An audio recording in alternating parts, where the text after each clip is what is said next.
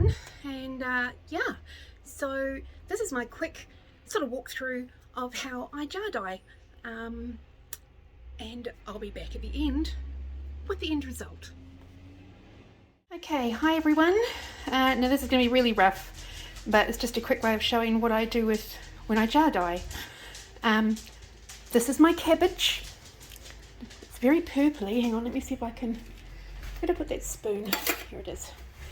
So here we go. This is my cabbage. It's a lovely purple. But we're going to experiment a bit. That's why I've got 3 jars. So one jar is going to be the purple, just a basic cabbage. In one I'm going to put some lemon juice, and in another one I'm going to put baking soda, and it should react with the cabbage water and change the colour of it. So I'm just going to pause you for now because I don't have a tripod, and we'll get those in the jars. Okay, so as you can see I've got it in the jar, and it will probably overflow when I put the material in. But here we have,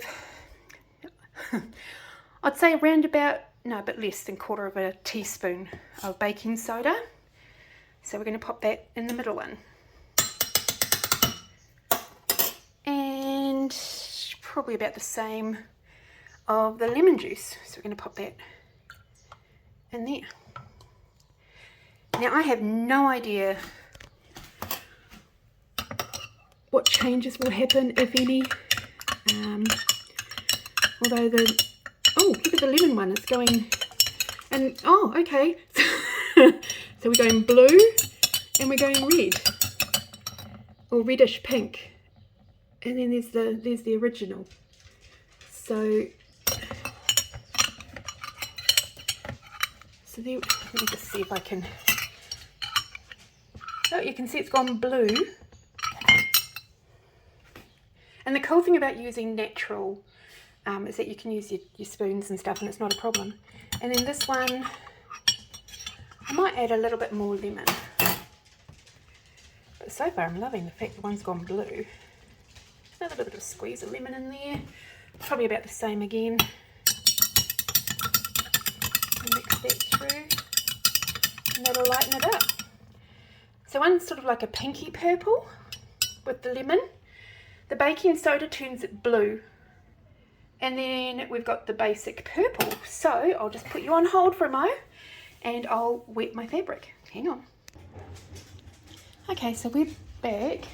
Noisy neighbours, they're moving the rubbish bin. Okay, so this is 18 count white aida. I've just wet it and then squeezed it out, and then you basically just scrunch it. Well, I just scrunch it up. So this is going to be going into the lemon cabbage. I'll just do that. And then it's the same for that one. And then when you scrunch it up, the more you scrunch it and the tighter it is, the more mottling you get. So now just going to push that in and push it down. Oi, get in, under, thank you. Wipe that off. And then we do the same thing again. Look at that blue. It's lovely. Great that it's not overflowing. Now if you see down the side, that's fine. I'm figuring that these ones, because it's all natural, I'm going to leave it for longer than my usual 10 minutes. I'm going to push that all the way down. Squish it in and scrunch it down to the bottom. And then we're just going to leave them. I'm going to put the lids on, and then we'll come back. I'm going to give it about, I'll see if I can hang out for an hour. If not, it might come out sooner. But you can see already we've got a purple, we've got a blue, and we've got a pink. And that is all from cabbage water, red cabbage water. So yeah, that's pretty good. Happy. Come back later. Hi everyone, I'm back again. Okay, so it's been a bit longer than an hour because I decided to do some other stuff and time just got away from me. So it's been more like about an hour and 45 minutes. So here we go. So what I'm going to do is I'm just going to take them out. I'm not going to throw the dye out just yet. I'm going to take them out, give them a rinse and see what I think. Hang on. Okay, so here are our colours. Not a lot of mottling, I didn't scrunch it up quite the right way, but the pink does have it on it. Now the pink is the one that I added lemon juice to the red cabbage. That lovely blue, and it's more like a tealy blue. Yeah, sort of, actually what you sort of see more up there rather than down the bottom. So it's a lovely tealy blue, and that's one using baking soda. And then there is the red cabbage. This lovely lilac, lavender, purple. So now what I'm going to go do is I'm going to go hang it out of the direct sunlight till it's nearly dry. Then I'll give it an iron and we'll see what it looks like. Because remember, it always dries paler. Okay, so these are going to be sort of a neutral coloured, neutral pastels. How's that? Alrighty, be back soon. It wasn't really the end, I'd forgotten to do the introduction. So we're at the end now. So the jar died. My version of doing it, and I just hung them up outside in the garage on the line out of direct sunlight for a couple of hours till they were nearly dry, and then I gave them a good iron. Now the thing with the jar dye is that it always looks like it's wrinkled. I'm just saying. So, well, the way that I do it, it always looks wrinkled. So just keep that in mind. Alrighty, so let me show you the end results, okay? Hopefully the colour will come through because it is about 3 or 4, I don't know, late in the afternoon, about 3 o'clock, and the sun's out. Beautiful day here in Wellington today on Friday. Honestly, you can't beat Wellington on a fine day in the winter. It's beautiful. Anyway, so the red cabbage, I keep on thinking beetroot, but the red cabbage, when you boil it up, and that's all I did, I just put it in a pot, boiled it like crazy for about 20 minutes, added a bit more water to it, boiled it for another 5 minutes, and then drained it off. That was pretty much it. Nothing major, nothing fancy. And the cool thing is you can do it all in your normal pots because it's all natural. So here we go. So these are done on 18 count white aida. Okay, so here is the red beetroot. Now, oh, that's going to blow it out, isn't it? Okay, so we'll do it back here. Oh, there we go. That's not too bad.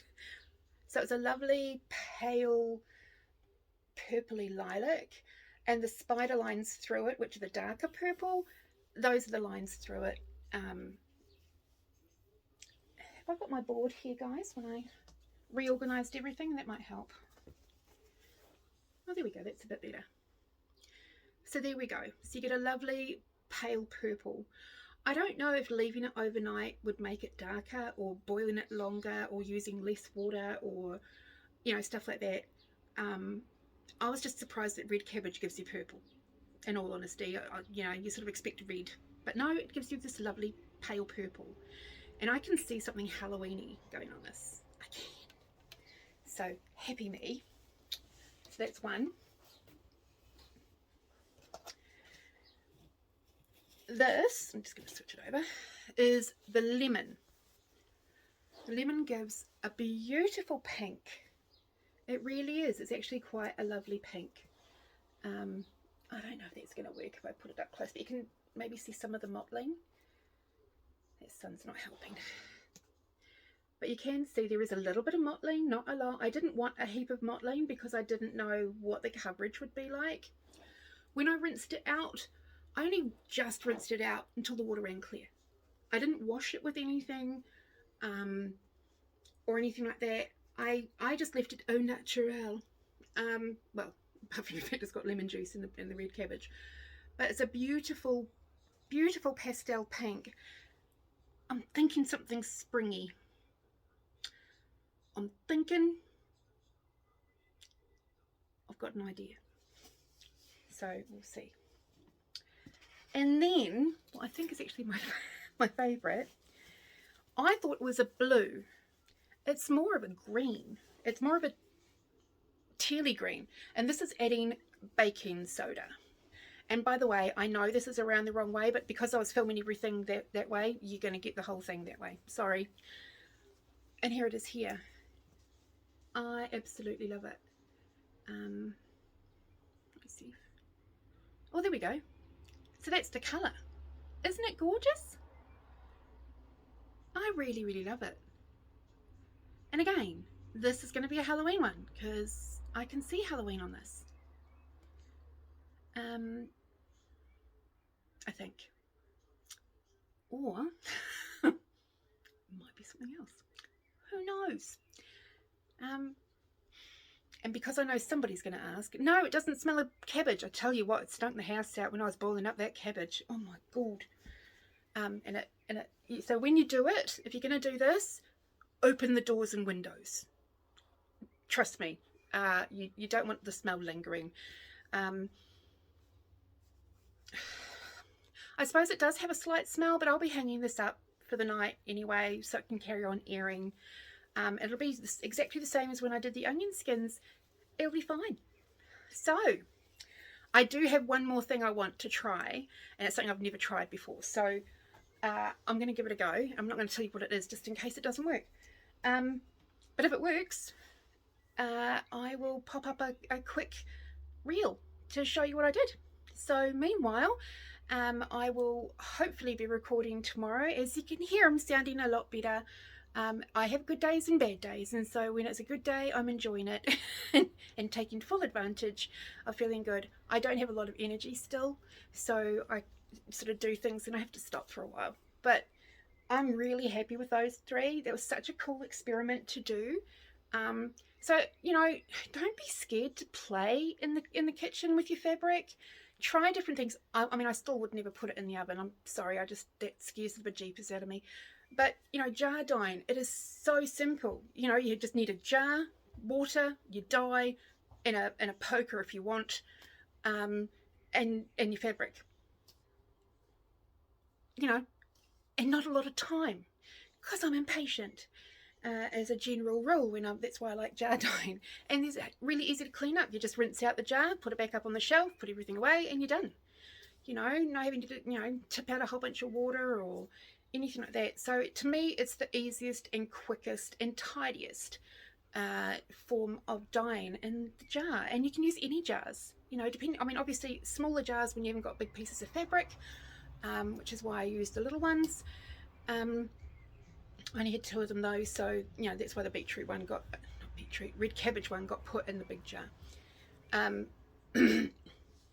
But have fun, play, experiment, boil up different things. When I was a kid, my granny and I used to go for bushwalks, and we'd get moss and we'd get bark and leaves, ferns, whatever, and we'd take them back to granny's place, and the whole lot would go in we would use a special pot for it, but the whole lot would go into a pot and just get boiled up. And then we'd put the wool that we shed from the sheep. We took off the sheep, and we'd card it and all that sort of stuff. We'd spin it, because Granny taught me how to spin, and then it'd be all nicely hanked or whatever it is, and then we'd put that into the pot and boil with it to get these incredible colours, very natural colours. Lots of greens and khakis and browns and some yellows, and that sort of stuff. But that was just playing. I mean, I'm sure Granny knew what she was, going to get from them, because she'd done it for years. But what I'm doing is I'm just playing. It's fun to play, experiment. Because you know what? If I didn't like those fabrics, I'd just bleach them, or I'd just over dye them with something else. So don't be scared. Don't put it off. If you've got a piece of white fabric, give it a go.